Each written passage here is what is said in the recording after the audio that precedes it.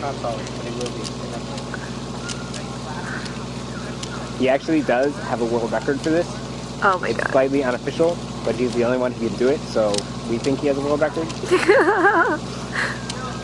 Can you solve a Rubik's Cube while you juggle, Ravi? Uh-huh. Seriously? Yeah, that's what I'm doing. Oh my goodness.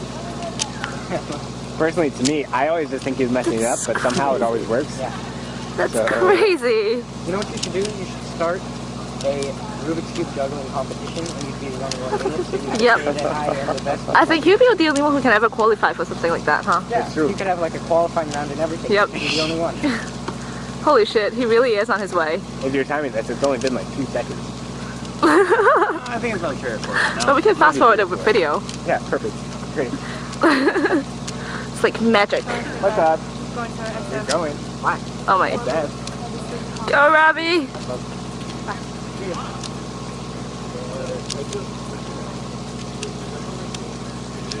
Whoa. I can't tell if one side is solid or if like every single side is like almost solid. Right now it looks like none of the sides are solid. What? There's like a lot of white there. Oh wait, now there's not. I'm getting there.